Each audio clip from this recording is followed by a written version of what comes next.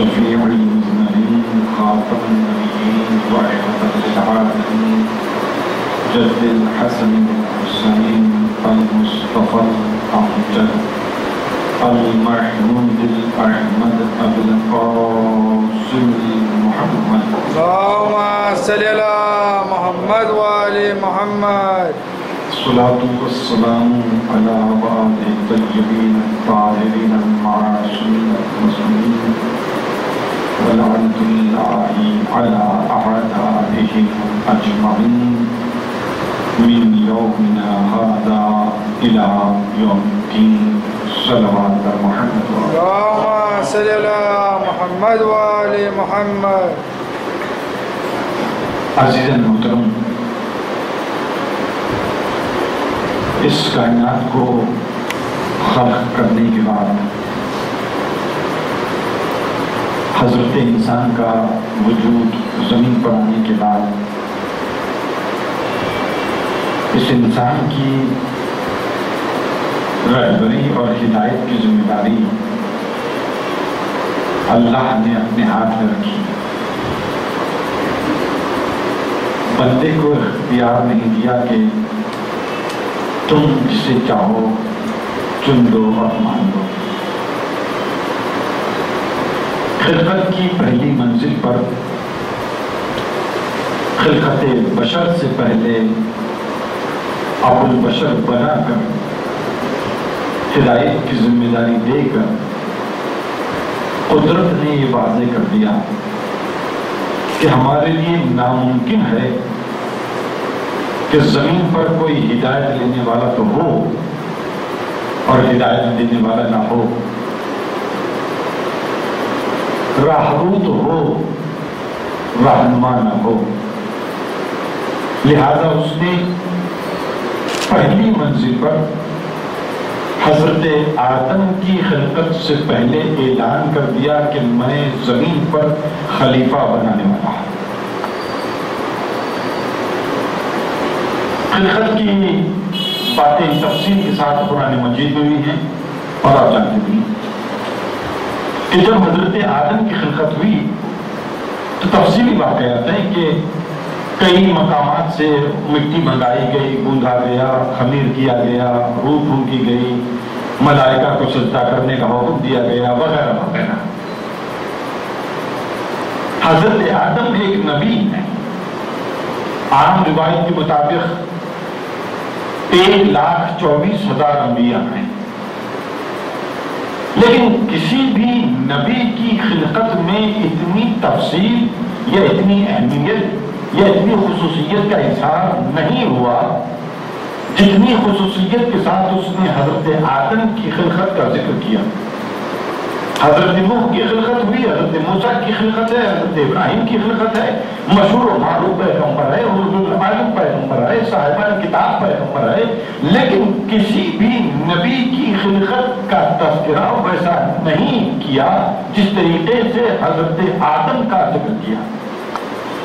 ہم اس بات سے انکار نہیں کریں گے کہ بھئی ہو سکتا ان کے ساتھ کوئی نہ کوئی خصوصیت رہی ہوگی، ہم کو نہیں معلوم، لیکن اتنا تو ماننا پڑے گا کہ کسی بھی نبی کی خلقت کا ذکر اتنی خصوصیت کے ساتھ قرآن مجید میں نہیں کیا گیا جتنی خصوصیت اور اہمیت کے ساتھ حضرت آدم کی خلقت کا ذکر ہوا. شاید قدرت کے یہ منظور تھا، قدرت کا منشا تھا کہ ایک نبی جو پہلی منزل پر قدم رکھ رہا ہے اگر اس کی خصوصیت اور اہمیت کا اعلان کر دوں تو آنے والا انسان خود بخود سمجھ جائے گا کہ نبی کی بنیادیں کیا ہوتی ہیں، سلسلہ انبیاء کا آغاز کیا ہوتا ہے، کس طریقے سے پورے سلسلے نبوت میں سوائے حضرت آدم کے کسی اور نبی کی خلقت کا خصوصیت کے ساتھ ذکر نہیں ملتا ہے. ہو سکتا ہے کہ اسی سلسلے کے پیش نظر سلسلہ امامت میں سوائے پہلے امام کے ساتھ جو خصوصیت برتی گئی ایسی خصوصیت جو کسی اور امام کے ساتھ نظر نہیں آئی، جسے ہم نے کہا کہ ہو سکتا ہے کہ ان کی خلقت میں بھی خصوصیت رکھی گئی ہوگی، ہم اس سے واقف نہیں ہیں، لیکن جس خصوصیت کے ساتھ جس اہمیت کے ساتھ اس نے پہلے امام کی خلقت کا آغاز فرمایا، اعلان فرمایا، ایک ایسا شرف بخشا جو کسی اور کے حصے میں نہیں آیا۔ جس طریقے سے حضرت آدم کی خلقت جب ہم پڑھتے ہیں، سنتے ہیں، تو ایسے خصوصیتیں نظر آتی ہیں جو شرف کسی اور نبی کے حصے میں شاید نظر نہیں آتا ہے ان کو۔ اسی طریقے سے مولا کائنات کی جب خلقت کا ظاہری وجود کا اعلان ہوا تو جو خصوصیت مولا کائنات کے حصے میں آئی وہ کسی امام یا کسی نبی کے حصے میں نہیں آئی، کہ آج تک کوئی بندے خدا کے گھر میں پیدا نہیں ہوا، آج تک نہیں ہوا۔ اب آپ زندگی میں انسان کی ولادت اور موت کو اہمیت دی جاتی ہے۔ انسان کب پیدا ہوا، کہاں پیدا ہوا، کب مرا، کیسے مرا۔ عجیب بات ہے کہ پوری تاریخ بشریت میں یہ واحد بشر ہے جو وجود میں آتا ہے تو اللہ کے گھر میں، جو دنیا سے جاتا ہے تو مسجد۔ وہ علی کی زندگی کا آغاز بھی حرم الہی ہے، بیت اللہ ہے، اور علی کا جانا بھی اللہ کے گھر سے ہے۔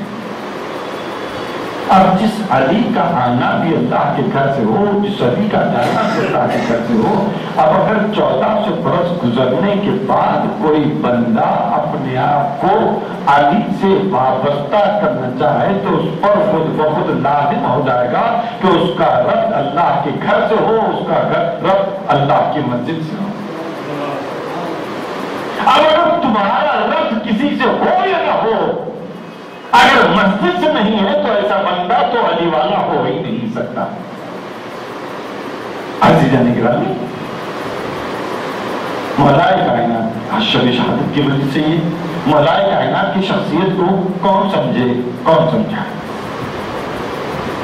ایک پیکر ہے مگر اس کے ایک وجود کے اندر اتنی متضاد بیک وقت صفتیں نظر آئے گی کہ عقل انسانی حیران ہو جائے گا کہ کیا انسان ایسا بھی ہو سکتا ہے۔ علی وہی ہے جس نے در خیبر کو اکھاڑا تھا، علی وہی ہے جس نے جو کی سوکھی ہوئی روٹی کو اپنے گھٹنوں سے توڑا تھا، علی وہی ہے کہ خیبر کے مال سے جس کو کلاڑیوں سے کاٹ کر سونا تقسیم کیا گیا تھا، علی وہی ہے کہ جس کے گھر میں 3 شب و روز فاتح میں گزر جاتے ہیں۔ علی کی زندگی کا ایک رخ یہ ہے کہ جہاں کعبے کے اندر آنکھ کھلتی ہے، باپ، دادا، پورا خاندان مملکت العرب سے تعلق رکھتا ہے، آنکھ کھلی، ابتدائی عمر کا آغاز ہوا، پیغمبر کے محافظ ہیں۔ تاریخ کی کوئی جنگ ایسی نہیں ہے جس میں بغیر علی کے داخلے کو جنگ مکمل ہو گئی ہو۔ بدر کا واقعہ ہو، بغیر علی کے کامیابی نظر نہیں آتی۔ احد کا ذکر ہو، سارے مسلمانوں کے میدان کے چھوڑ دینے کے بعد جو ایک مسلمان باقی رہ گیا جس کی وجہ سے پیغمبر کی جان بچی، اس بندے کا نام ہے علی۔ خیبر کا ذکر ہو، قلعے کو فتح کرنے والے علی، 39 دن تک اگر مسلمان قلعے کو فتح نہ کیے ہوتے تو 40 دن اگر علی نہ آئے ہوتے تو بیلنس پورا ڈسٹرب ہو گیا ہوتا۔ خندق کی لڑائی میں عمر ابن عبدود کے بار بار بلانے پر پیغمبر اسلام کے کیمپ میں جانے والا ایک ہی بندہ تھا جس کے لیے پیغمبر کو کہنا پڑا آج کل کفر کے مقابلے میں کل ایمان جاتا ہے۔ حدیبیہ کا ذکر ہو تو صلح نامہ کا لکھنے والا علی، مباہلے کا ذکر ہو تو پیغمبر کے ساتھ نفس بن کر چلنے والے علی، ردیف کی بات ہو تو منظور تو مولا کا وادی علی، لیکن 11 ہجری کے بعد سے لے کر 36 اور 37 ہجری تک پہنچتے پہنچتے جو مولا کائنات کی زندگی کے 25 سال گزرے، اس کو سامنے رکھیے. علی کی زندگی جو پیغمبر اسلام کے ساتھ گزرے اس کو سامنے رکھیے اور فیصلہ کر کے بتائیے کہ کتنا آسان اور کتنا مشکل کام تھا علی کو. آج کوئی بندہ کوئی کام کرنے کی اٹھتا ہے، نامساعد حالات کا مقابلہ کرتا ہے، وہ تھوڑے دن تھک کر بیٹھ جاتا ہے کہ نہیں یہ کام تو ہم سے نہیں ہو سکتا ہے. کیوں؟ اس لیے کہ حالات سازگار نہیں ہیں، لوگ مدد کرنے کو تیار نہیں ہیں. کل تک جو ساتھی تھے وہ آج ہمارے سے بچھڑ گئے، کل تک جو مدد کر سکتے تھے وہ آج مدد کرنے سے انکار کرتے ہیں، کل تک جو ہم کو پیسے دیتے تھے آج پیسے نہیں دیتے ہیں، کل تک ہمارے ساتھ کام کرتے تھے آج وہ کام کرنے کو تیار نہیں ہے. سوچ کر بتائیے مولا کائنات 11 ہجری تک علی کی زندگی کو ایک طرف رکھنے کے بعد 11 ہجری سے لے کر 36 ہجری تک 25 سال کا جو عرصہ گزرا ہے، اس دوران میں علی نے کن کن حالات کا مشاہدہ فرمایا. یہ کہہ دینا آسان ہے، یہ کہہ دینا بہت آسان ہے کہ ہم اس علی کو مانتے ہیں جس کے بغیر 4 مکمل ہوتے نہ 5 مکمل ہوتے. لیکن اگر علی کی صفتوں کو جمع کریں، علی کے صبر کے پیمانے کو دیکھیں، علی کی مزدوری کو دیکھیں، علی کے ہمسائے کو دیکھیں، علی کی حکومت میں رہنے والے گورنر کو دیکھیں، علی کی مسجد میں نماز پڑھنے والے پیش امام کو دیکھیں، تب اندازہ کریے کہ علی کون ہے، علی والا کون ہے. دور آسان نہیں تھا. 11 ہجری سے لے کر 36 ہجری تک کا جو دور گزرا ہے تقریباً 25 سال کا، جس انقلاب کی بنیاد پیغمبر اسلام نے رکھی تھی، جس انسان کو پیغمبر اسلام نے لا الہ الا اللہ اور محمد رسول اللہ سے روشناس کرایا تھا، جس انسان کو اللہ کے رسول نے بیٹی کی عظمت سے واقف کرایا تھا. سچ بتائیے تاریخ اسلام پڑھ کر 11 ہجری کے بعد کس حد تک یہ چیزیں باقی رہی. آنکھوں کے سامنے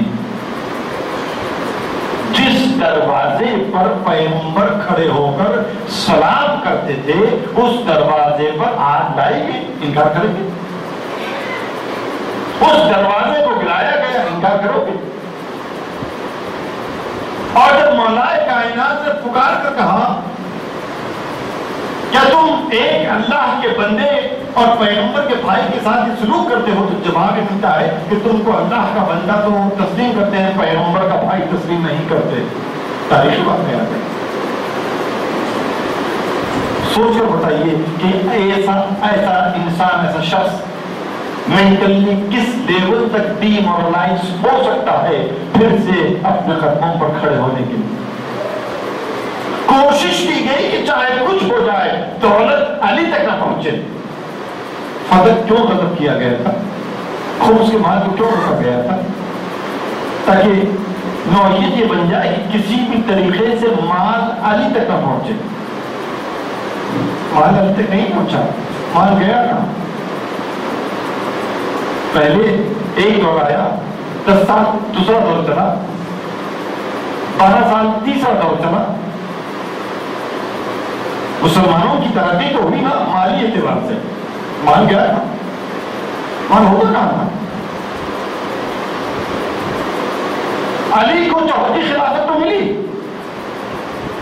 کنڈیشن دیکھیے کہ کس طریقے سے پیغمبر اسلام کی رحلت کے بعد سے لے کر وہ دور جبکہ مولا کائنات کو ظاہری خلافت ملی ہے، حالت دیکھیے کہ پیغمبر اسلام کے بعد اعلان ہی کیا گیا کہ ووٹنگ کی جائے گی، جس کو میکسیمم ووٹ آئے گے وہ ہمارا خلیفہ ہوگا، وہ رہبر ہوگا.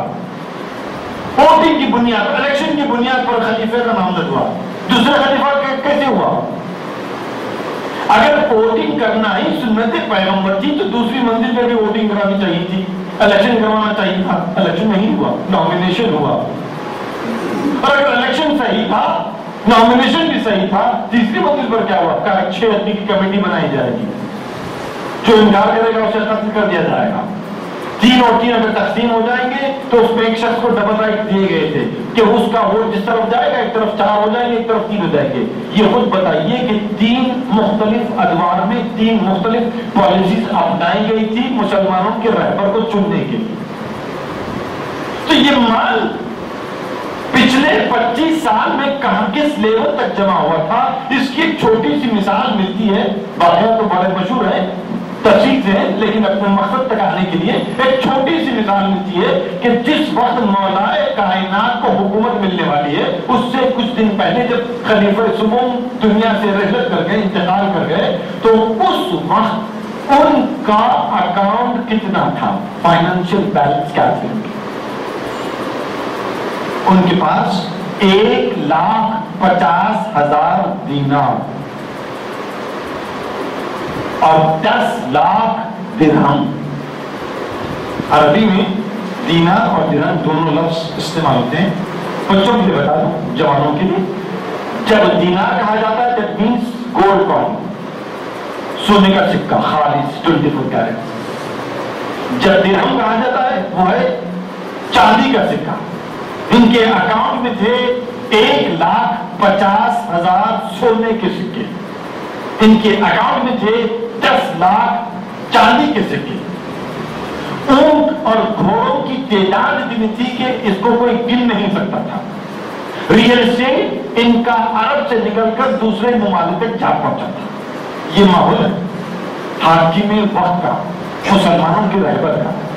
अब जिन लोगों ने इनको रहबर बनाया था, जिन लोगों ने इनको खलीफा बनाया था, वो लोग चाहते थे कि इनके बाद जो दूसरा खलीफा आएगा उसके दौर में भी हमको दौलत जमा करने का ऐसा ही मौका मिलेगा। हमारे पास हुकूमतें बनती हैं, बनती हैं, लोग अपने अपने ट्रैक चेंज करते हैं, पसे पर्दा कोई न कोई मंसूबा जरूर होता है। एक तरफ यह है कि एक खलीफा दुनिया से गुजरा है तो उसके पास इतनी दौलत है, इतनी जायदाद है। उसी के मुकाबले में देखिए मौलाना कायनात की जब शहादत हुई तो इमाम हसन ने मिंबर पर खड़े होकर ऐलान किया था कि हमारे वालिद सिर्फ 700 दिरहम छोड़कर गए हैं। ये बरादरान ने अहले सुन्नत की तारीख, शियों की तारीख है कि मौलाना कायनात की शहादत के वक्त उनके पास 250 दिरहम कैश, एक कुरान मजीद और एक तलवार, इससे बढ़कर नहीं था।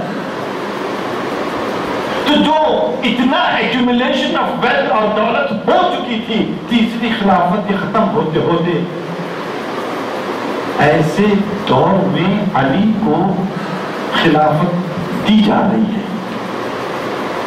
अब अली करे तो क्या करे? ऐसी हुकूमत चलाए जो पिछले 25 साल से चलती हुई आ रही थी, जहां कंडीशन था कि आपको अल्लाह और रसूल के बाद सीरत शहरैन को तस्लीम करना पड़ेगा। अली ने कहकर इनकार कर दिया था कि अगर सीरत शहरैन मुताबिक सीरत रसूल है तो अलग शब्द लगाने की जरूरत ही नहीं है, और अगर सीरत शहरैन मुख्तलिफ है सीरत पैगंबर के मुकाबले में तो मैं सीरत पैगंबर पर चल सकता हूं, सीरत शहरैन पर नहीं चल सकता। नमाजों की हालत हो चुकी थी कि अली की नमाज पढ़ाने के बाद नमाजी कहता हुआ मस्जिद से बाहर निकला कि आज की नमाज ने पैगंबर की जिंदगी को याद दिला दिया। अब हमको नहीं मालूम, मुसलमानों का फर्ज है, जिम्मेदारी है कि आखिर पैगंबर की जिंदगी में नमाज कैसी थी जो बदलकर कुछ इस तरीके से हो गई थी कि अली की नमाज पढ़ाने के बाद मुसलमान को वो नमाज याद आने लगी जो वो पैगंबर इस्लाम के साथ नमाज पढ़ाते थे। ये दो मुख्तलिफ दौर का तकाबुल है कि 25 साल तक अली किस तरीके से खामोश बैठे रहे, और जब 36 हिजरी में अली उठे तो अली की ताकत में, अली की शुजाअत में, अली के अंदाज में 11 हिजरी में जो ताकत थी 36 हिजरी में कुछ कम नहीं हुई थी। ये न समझो कि पैगंबर के गुजर जाने से अली कमजोर हो गए थे और दोबारा फिर ताकत आ गई, नहीं। अली वही थे जो 11 हिजरी में थे, वही अली 36 हिजरी में। माहौल इतना जबरदस्त तरीके से बिगड़ चुका था या बिगाड़ा जा चुका था। आज ہم اسی علی کی سیرت کو سامنے رکھ کر اپنے واسطے نمونہ عمل ایک نقشہ پیش کرنا چاہتے کہ یہ ہے سیرت علی، یہ ہے محب علی۔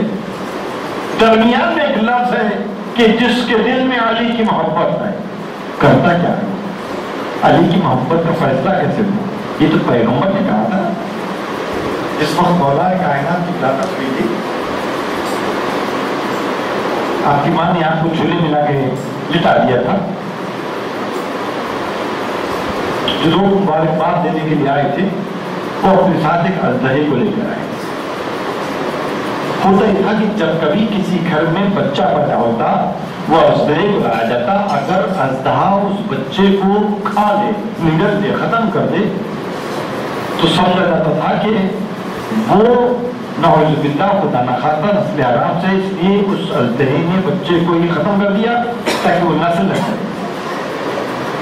اور اگر کسی وجہ سے اژدہا بچے کو نہ کھایا ہوتا تو اس شخص کی شرافت، نجابت، وجاہت، ساری صفتیں تسلیم کی جاتی تھی۔ یہی اژدہا ابو جہل نے لا کے علی کے جھولے کے بعد چھوڑا تھا۔ اللہ نے گزرے تو علی نے اس اژدہے کے ہی 2 ٹکڑے کر دیے۔ لوگوں نے جا کر شکایت کی تھی پیغمبر اسلام سے، کیا ہوگا؟ اب تک تو ہماری نسلوں کا فیصلہ ہوتا تھا اژدہے کے نکل جانے سے یا نہ نکلنے سے۔ کا شکر ادا کرو تم نے مادی وسیلہ بنایا تھا جو آج نہیں تو کل ختم ہو جاتا، علی نے وہ وسیلہ چھوڑا ہے کہ جو قیامت تک ختم نہیں ہوگا۔ کہا اللہ کے رسول وہ کیا ہے؟ کہا جس کے دل میں علی کی محبت ہے سمجھو کہ وہی نیک ہے۔ محبت کیا چیز ہوتی ہے؟ یہ جملہ خاص وہاں کی زبان پر ہوتا ہے کہ جس کے دل میں محبت ہے وہ علی والے۔ محبت ہوتی کیا ہے؟ محسوس فرماتے الحب هو الطیع والطیع هو الحب۔ محبت اطاعت کا نام ہے، اطاعت محبت کا نام ہے۔ قرآن میں کہتا ہے قل ان کنتم تحبون اللہ فاتبعونی، اگر تم نے سمجھتے ہو کہ تم اللہ سے محبت کرتے ہو تو پھر کیا کرو؟ یا اللہ یا اللہ یا اللہ یا اللہ ترجمہ کرو، استغفر اللہ استغفر اللہ استغفر اللہ ترجمہ کرو۔ قرآن کیا کہتا ہے فاتبعونی، پس تم میری اطاعت کرو، میرا اتباع کرو۔ لازمہ محبت یہ ہے کہ جس کو محبت ہوتی ہے اس کی بات پر عمل کر کے اطاعت کی دلیل دیتا ہے۔ آج سوچنا پڑے گا کہ علی کو کن چیزوں سے محبت ہے۔ وہ صفت اگر ہمارے اندر داخل ہو گئی کسی کے کہنے کی ضرورت نہیں رہے گی۔ میدان محشر میں خود علی پکار کر کہیں گے کہ یہ ہے میرا چاہنے والا۔ اکثر مجلس پڑھتے ہیں 100 200 500 1000 لوگ بیٹھے ہوتے ہیں، ہر ایک سے ہماری بات نہیں ہوتی، لیکن دیکھنے والے سے ہماری بات ہو جاتی ہے۔ اگر کسی ہائی وے پر کھڑا رہوں، کسی چوراہے پر کھڑا رہوں اور آپ کی گاڑی میرے سامنے سے گزر رہی تھی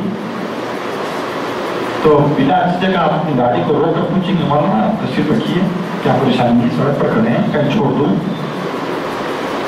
اتفاق یہ ہوا کہ کسی دن ہم گاڑی میں جا رہے تھے اور آپ کھڑے ہوئے اور ہم کو معلوم نہیں کیا بھائی بہت، ہم تو گزر گئے۔ جب گزر گئے تو آپ نے آ کر مجلس میں شکایت کی کہ فلاں دن فلاں وقت پر فلاں جگہ پر ہم کھڑے تھے، آپ کی مجلس میں پابندی سے آتے ہیں، سلوات پڑھتے ہیں، بابا کرتے ہیں، اور آپ نے ہم کو گاڑی میں بٹھا دیں ہمارے سامنے سے نکل گئے۔ کیا جواب دوں گا؟ معافی چاہتا ہوں میں نے آپ کو نہیں پہچانا۔ تو پہچان کا لازمہ یہ ہے کہ شخص مجموعے کو نہیں پہچانتا ہے، مجموعہ شخصیت کو پہچانتا ہے۔ میدان محشر میں مجمع بہت زیادہ ہوگا. سارا مجمع کہے گا کہ ہم علی کو پہچانتے ہیں. تعریف یہ نہیں ہے کہ تم علی کو پہچانو، تعریف تو یہ ہوگی کہ میدان محشر میں علی پکار کر کہے کہ ہاں یہ میرا ہے، یہ میرا ہے، یہ میرا ہے.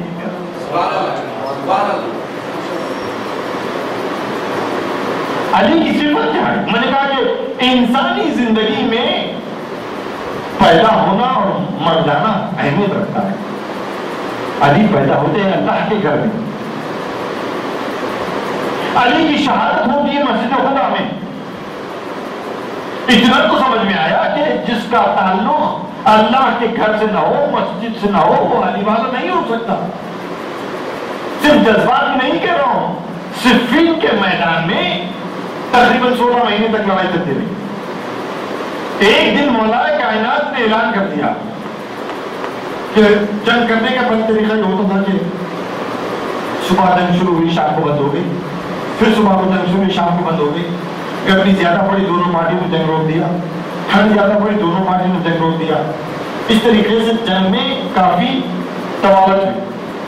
لیکن ایک مرحلے پر چلتے چلتے مولا کائنات نے اعلان کیا کہ اب چاہے کچھ ہو جائے جنگ رکے گی نہیں. مطلب 24 آورس، 24 گھنٹے جنگ چل رہی ہے. اور اس 24 گھنٹے میں جنگ چلتے چلتے 9 دن گزر گئے. 9 دن ہے اپنے زور و شور سے صفین کی جنگ چل رہی ہے، زبردست تیر اندازی ہو رہی ہے. ایسے عالم میں علی نے نماز مغرب کے وقت پر مصلی بچھایا. تو جناب ابن عباس پیغمبر کے بزرگ ترین صحابی، مفسر قرآن، اس سے بڑا کوئی صحابی نہیں گزرا ہے. جناب ابن عباس نے مولا کائنات کو ٹوک کر کہا کہ یا علی، میدان جنگ میں تیر برس رہے گئے اور تم نماز پڑھ رہے ہو. اب علی کیا جواب دیں؟ میں امام ہوں، میں تو پڑھوں گا. ہو سکتا ہے میں پڑھوں گا تو دوسرے لوگ پڑھیں گے، یہ بھی جواب ہو سکتا ہے. نماز بڑی اہم چیز ہے، کسی بھی حالت معاف نہیں کی جاتی ہے، لہذا مجھے پڑھنا ہے، پڑھ رہا ہوں، دے سکتا ہوں. مگر جو جواب علی نے دیا وہ رہتی دنیا تک کے واسطے، خصوصیاً مسلمانوں کے واسطے ایک اہمیت کا حامل ہے. علی نے جواب ابن عباس سے پوچھا کہ یا علی، تیر برس رہے اور آپ مصلی بچھا رہے ہیں، نماز پڑھ رہے ہو. علی نے پلٹ کے جواب دیا ابن عباس، اسی نماز کو بچانے کے لیے تو جنگ ہو رہی ہے. وہ نماز ایک لفظ بچانا، اردو میں جو ترجمہ ہے وہ لفظ استعمال ہوتا ہے بچانا. علی کہتے ہیں کہ اسی نماز کو بچانے کا، اگر علی نماز کو بچا رہے ہیں، کوئی اور ہے جو نماز کو مٹا رہا ہے.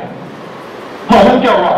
جو علی والا ہوتا ہے وہ نماز پڑھتا نہیں ہے، نمازوں کو بچاتا ہے. اس لیے کہ نمازوں کو بچانا علی کی صفت ہے، اور جو نمازوں کو ترک کرتا ہے وہ کوئی اور نہیں ہو سکتا، وہ دشمن علی ہوتا ہے. صفین کے میدان میں علی نے دلیل قائم کی. ایک صلوات پڑھے گا محمد ہم رمضان کا مہینہ ہے. جو شخص عام مہینوں میں، عام دنوں میں کچھ خیرات نہ بھی کرتا ہو تو کم از کم کچھ نہ کچھ خرید دیتا ہے، کچھ نہ کچھ خرید دیتا ہے. نئے کپڑے نہ دے تو کم از کم پرانے ہی دے دیتا ہے. اور جب دیتے ہیں تو تھوڑا سا ایک فیلنگ آتی ہے ہم نے بھی کچھ کیا ہے، کچھ تو کیا ہے.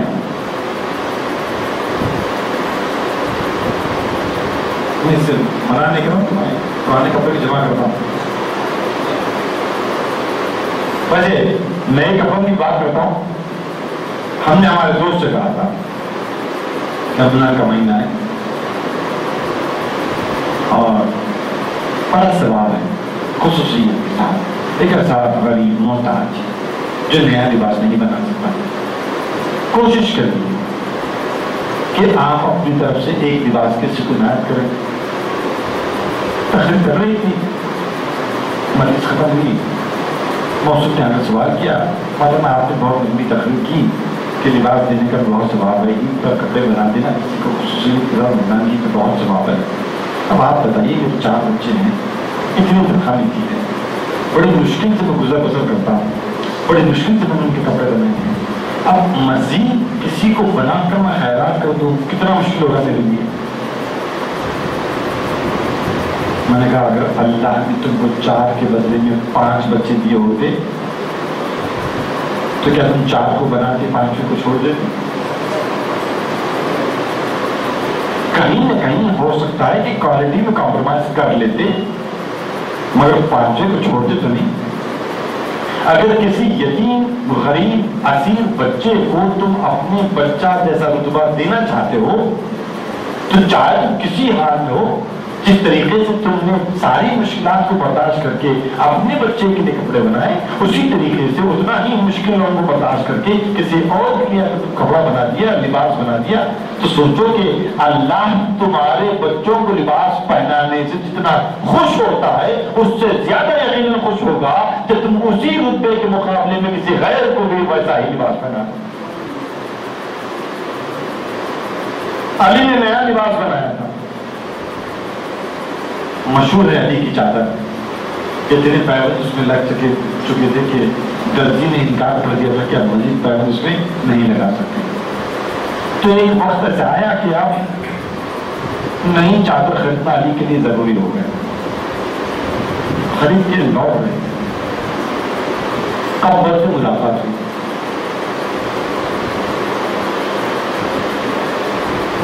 نظر پڑی کہ خنبر کے جسم پر بہت ہی پرانی چادر پڑی۔ علی نے چاہا کہ اپنی چادر خنبر کو دے۔ 2 آدمی چادر لے گئے، علی نے اور خریدی۔ اب جو چادر خریدی وہ پہلی والی چادر سے کم قیمتی ہے، ہماری زبان میں معمولی ہے، پہلی والی تھوڑی قیمتی ہے۔ علی نے کیا کیا؟ قیمتی چادر خنبر کو دے دیا، جو کم قیمت والی چادر تھی وہ اپنے لیے رکھ لیا۔ خنبر نے چاہا کہ مولا آپ امام ہیں، یہ والی چادر آپ رکھیں، دوسری والی چادر میں رکھوں گا۔ علی نے کہا نہیں، دے تو دیا، کیا کر دیا؟ خنبر کہہ رہے ہیں کہ آپ امام ہیں، آپ اچھی چادر اوڑھی ہے۔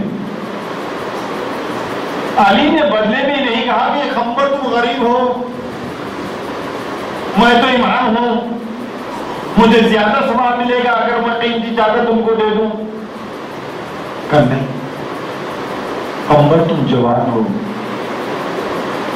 میں تو بوڑھا ہو چکا، میں کچھ بھی پہن سکتا ہوں، مگر جب جوان انسان اس قسم کی چادر پھوڑے گا اس کو زہر دے گا۔ خنبر کو دے دیا۔ ہے کسی علی کی محبت کا دم بھرنے والے میں یہ جذبہ کہ 2 لباس خریدیں، ایک قیمتی ہو، ایک کم قیمتی ہو، کم قیمتی والا اپنے لیے رکھ لیں، زیادہ قیمت والا راہ لیلا دے دیں۔ ہاں دیں گے، پہلے پہنیں گے، تھوڑا سا اونچا ہو جائے، رنگ بدل جائے تب۔ علی نے روزے کو پسند کیا ہے، ہم بھی روزہ رکھتے ہیں، انتظار کرتے ہیں کب ختم ہو جائے گا۔ علی کا روزہ پوچھا کسی نے، علی آپ نے اس دنیا کو 3 بار طلاق دیا، کیا اس دنیا سے کسی شے کو پسند بھی کیا ہے؟ کہا ہاں، میں نے کچھ چیزیں پسند کی ہیں، اس میں پہلی چیز یہ ہے کہ سخت گرمی ہو،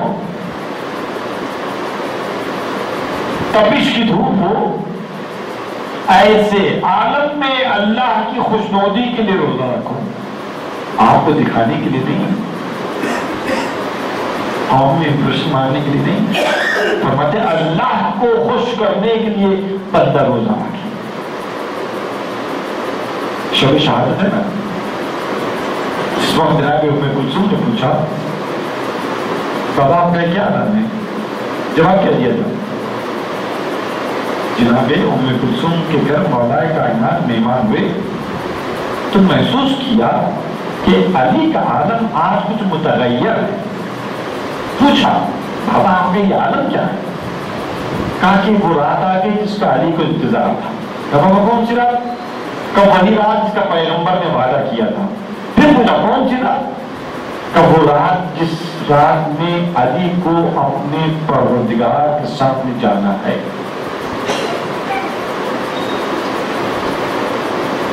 جس کی معرفت ہوتی ہے اس کو اس کا خوف ہوتا ہے. اگر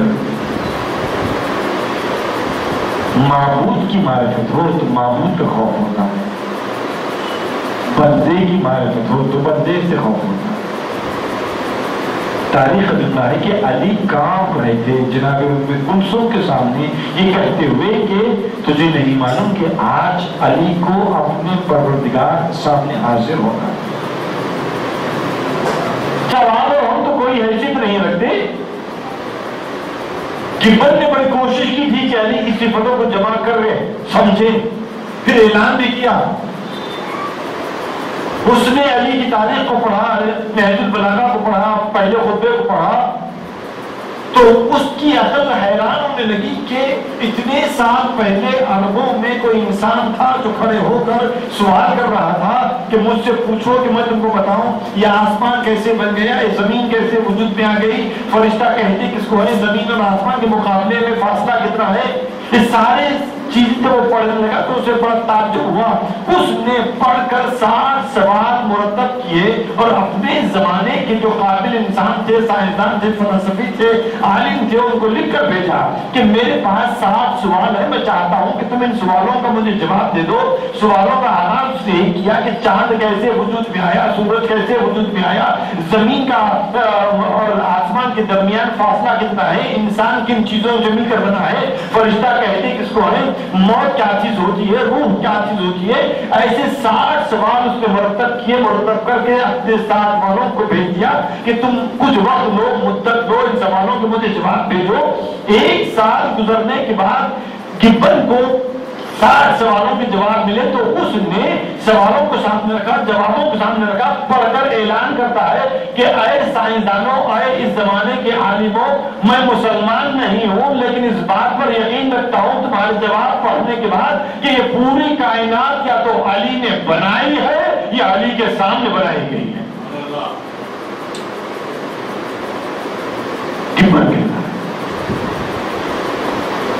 ایک کتاب ہے عدالت انسانی، ندائے عدالت انسانی. وہ عربی میں بھی ہے، فارسی میں بھی ہے، فرینچ میں، انگریزی میں، اردو میں، کئی زبان میں اس کا ترجمہ ہو. اس میں ایک چھوٹا سا واقعہ ہے. ایک لندنی عیسائی نے ملائے کائنات کی زندگی پر کتاب لکھی. اس کو یہ امید تھی کہ ایک عیسائی ہوتے ہوئے اس نے مسلمانوں کے خلیفہ پر کتاب لکھی ہے تو مسلمان خوشی کے ساتھ اسے چھپائیں گے، خریدیں گے، اس کا فائدہ بھی ہوگا. بڑی محنت سے اس نے کتاب لکھی اور ایک کے بعد ایک مسلمان کے پاس پہنچا کہ بھائی میں نے کتاب لکھی، تمہارے خلیفہ پر اسے چھپا دو. کہتے ہیں کہ کوئی بھی تیار نہیں، کوئی تیار نہیں. اور وقت گزر گیا تو اسے بڑی مایوسی ہونے لگی. بڑی مایوسی ہوئی کہ میں نے اتنا وقت، اتنے سال لگا کر اتنی مضبوط کتاب تحریر کی اور اسے چھاپنے والا کوئی نہیں. تو عیسائی کے پاس ایک طریقہ ہے کہ جب وہ بہت زیادہ مایوس ہو جاتے ہیں تو سیدھے وہ چرچ کا رخ کرتے ہیں، دعا کرتے ہیں پادری کے ساتھ پہنچ کر. اس نے وہی کیا. پادری نے اسے پوچھا کہ کس بات کی تکلیف ہے. ہم نے بڑی محنت کر کے مسلمانوں کے خلیفہ پر کتاب لکھی.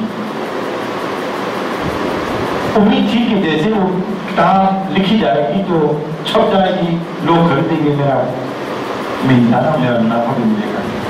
اتنا وقت میں نے لگایا، اتنی تحقیق، مگر کوئی کتاب چھاپنے والا نہیں ملا. کسی مسلمان ادارے میں اس کو چھاپنے کے لیے تیار نہیں ہوا. تو پادری نے کہا کہ تم مسلمانوں کے پاس گئے ہی کیوں؟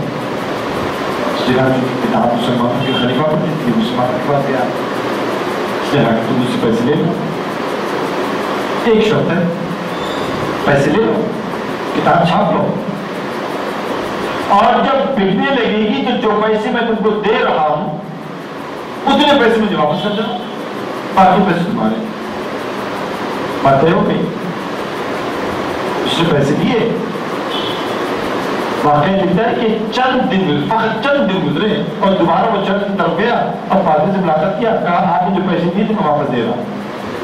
فادر پریشان ہو گیا کہ تمہاری کتاب نہیں چھپی یا تم نے ارادہ بدل دیا؟ کہ نہیں، کتاب چھپی، بک بھی گئی، پیسے آپ کو لا کے دے رہا ہوں۔ تو پادری کو بڑا تعجب ہوا کہ اتنی جلدی کتاب کیسے لکھی؟ کہا مجھے نہیں معلوم، آپ نے پیسے دیے، میں نے چھاپا اور کتاب بک گئی۔ اس کے بعد اس مصنف نے پادری سے سوال کیا کہ اتنا بتائیے کہ جس کتاب کو چھاپنے کے لیے مسلمان تیار نہیں ہوا تھا، آپ کیسے تیار ہوا؟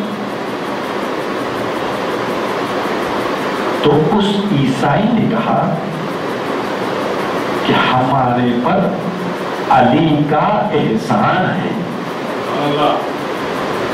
کہتا ہے کہ عیسائی ہر دور میں تھے، مگر ہم کو ہمارے مذہب کی آزادی جتنی علی کے دور حکومت میں ملی، اتنی آزادی کسی اور دور میں ہم کو نہیں ملی۔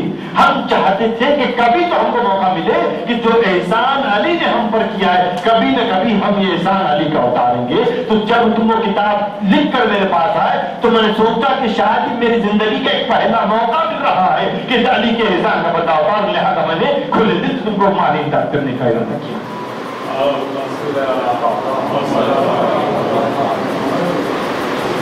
عزیزان گرامی، علی شریفی نے ہی تو لکھا، علی شریفی جو ہے نقل کفر نباشت، کہ آج کے دور میں علی کی محبت تو سمجھنے سمجھانے کے لیے خیبر کے واقعے کی ضرورت نہیں ہے، خندق کے معرکے کی بیان کرنے کی ضرورت نہیں ہے۔ آج کے دور میں ضرورت ہے اس بات کی کہ ہم یہ بتائیں کہ علی بحیثیت باپ اپنے بچوں کی تربیت کیسے کرتے تھے تاکہ ہم کو اپنے بچوں کی تربیت کا سلیقہ نصیب ہو۔ علی بحیثیت فرزند اپنے باپ کی خدمت میں کیسے جایا کرتے تھے تاکہ ہم کو اپنے باپ کی خدمت میں پہنچنے کا سلیقہ نصیب ہو۔ علی بحیثیت پڑوسی اپنے پڑوسی کے ساتھ کیسا رشتہ رکھتے تھے تاکہ ہمیں سلیقہ نصیب ہو کہ پڑوسی کے ساتھ زندگی کیسے بتائی جا سکتی ہے۔ علی بحیثیت حاکم نے کیسی حکومت کی تاکہ اگر تم کو اپنی کمپنی سے لے کر اپنے ملک کا اقتدار اگر ہاتھ میں آتا ہے تو تمہیں طریقہ معلوم ہو جائے کہ تمہاری کمپنی میں، تمہارے اقتدار میں، تمہارے ملک میں دوسری قوم سے رہنے والے انسانوں کے ساتھ کیسے سلوک کیا جا سکتا ہے، ان کے ساتھ کیسا برتاؤ کیا جا سکتا ہے۔ علی بحیثیت شوہر اپنی بیوی کے ساتھ کیسا سلوک کرتے تھے تاکہ زمانے کے شوہروں کو اپنی بیویوں کے ساتھ زندگی گزارنے کا طریقہ نصیب ہو۔ عزیزان گرامی، علی انسان اول، انسان کامل، علی کو خیبر اور خندق میں لا کر بند نہیں کیا جا سکتا۔ صبر کی اونچی ترین مثالوں میں جا کر کربلا کے واقعے کو ہم ملا دیتے ہیں۔ صبر کی اونچی ترین مثالوں کو لے جا کر واقعے کربلا سے ملا دیتے ہیں۔ کوئی علی سے پوچھے صبر کیا ہے؟ پیغمبر سے پوچھا گیا تھا کہ سب سے بڑے عزت دار انسان کے لیے کون سی بات ہے جو اس کے لیے باعث توہین ہو سکتی ہے؟ سب سے بڑے عزت دار انسان کے لیے کون سی بات ہے جو اس کے لیے باعث توہین ہو سکتی ہے؟ پیغمبر نے کہا تھا کہ ایک عزت دار انسان کے سامنے اگر اس کی بیوی پر ظلم کیا جائے، اس سے بڑا ظلم اس عزت دار انسان پر نہیں ہو سکتا۔ علی اس صابر انسان کا نام ہے جس کی نظروں کے سامنے جلتا ہوا دروازہ شہزادہ کے پہلو پر گرایا گیا، جس سے جناب محسن کی شہادت واقع ہوئی اور علی صبر کر کے خاموش رہے۔ ایک روز مولا کائنات گھر داخل ہے، شہزادی کونین کچھ کہنا چاہتی ہے، کہتی نہیں۔ اس ہچکچاہٹ کو علی نے محسوس کیا، پوچھا بنت رسول، علی کو ایسے محسوس ہوتا ہے کہ آپ کچھ کہنا چاہتی ہیں مگر کہتی نہیں۔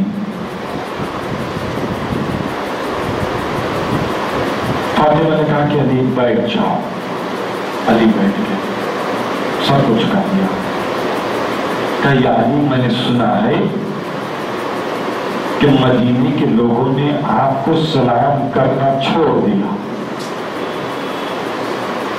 یہ بات جب شہزادی کو معلوم ہوئی کہ لوگ مولائے کائنات کو سلام نہیں کر رہے ہیں تو شہزادی کو اتنی تکلیف ہوئی کہ وہ یہ بات مولائے کائنات سے پوچھنا چاہتی تھی مگر ہچکچاہٹ تھی کہ کہہ نہیں سکتی تھی. اور جب علی نے زور دیا تو فاطمہ نے کہہ دیا کہ یا علی میں نے سنا ہے کہ مدینے کے مسلمانوں نے آپ کو سلام کرنا چھوڑ دیا.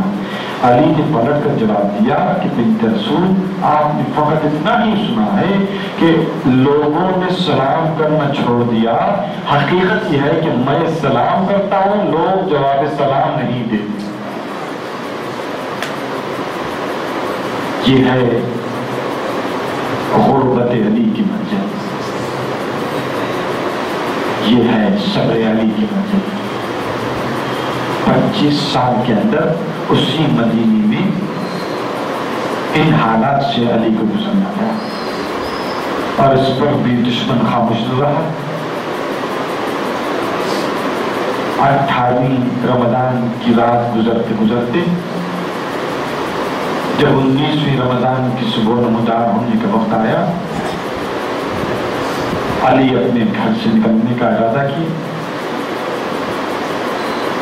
جب نکلنے لگے تو بیت الشرف میں کچھ مرغابیاں تھیں, انہوں نے دامن علی کو اپنے دانتوں سے تھام لیا, دانت سے تھام لیا.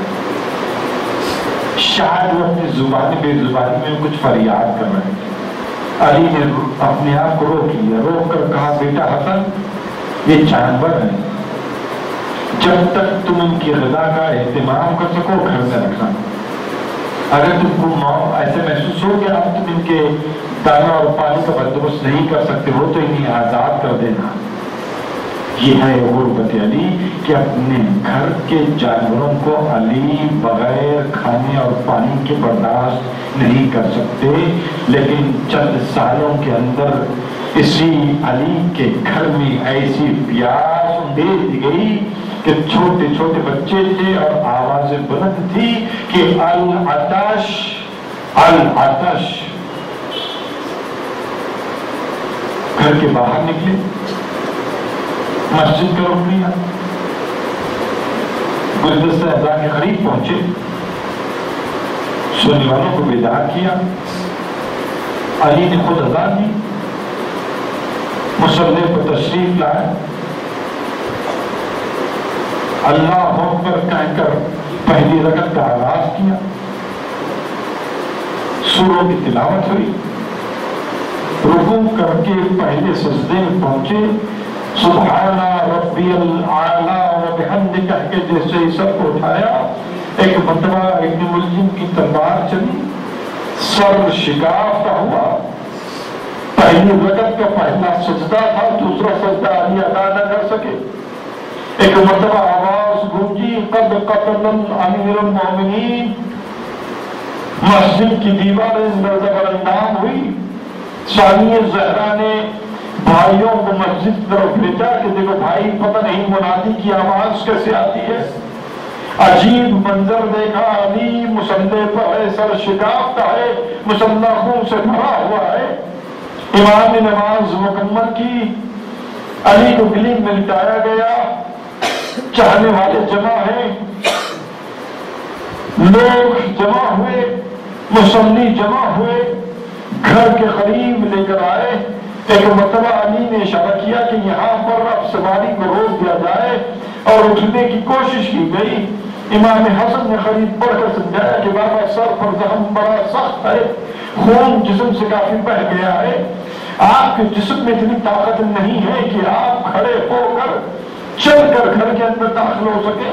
لیکن علی نے سوال کیا, امام حسن نے سمجھایا کہ بابا ممکن نہیں ہے کہ آپ کھڑے ہو سکے. تو علی کی زبان سے جملہ نکلا, علی کہتے ہیں کہ میرا کھڑے ہونا ضروری ہے اس لیے کہ اگر اس زخمی حالت میں میں گھر میں داخل ہو گیا تو پھر فاطمہ کی بیٹیاں میرے زخم کو دیکھ کر آواز بلند گریہ کریں گی, علی کی غیرت گوارا نہیں کرتی کہ علی کی بیٹی کی آواز نامحرموں کے کانوں تک پہنچے، میں کہوں گا یا علی فریاد ہے، کوفہ ہے، چاہنے والوں کا محلہ ہے، گھر ہے، بیٹیاں ہیں، آپ کی غیرت گوارا نہیں کرتی کہ بیٹی کی آواز آپ کے دوستوں کے کانوں تک پہنچے۔ مولا یہی کوفہ ہوگا، چند دن اور گزریں گے، منادی آواز دے گا کہ تماشا دیکھنے والوں تماشا دیکھو، علی کی بیٹی ہے، فاطمہ کی بیٹی ہے، رسول اللہ کی نواسی ہے۔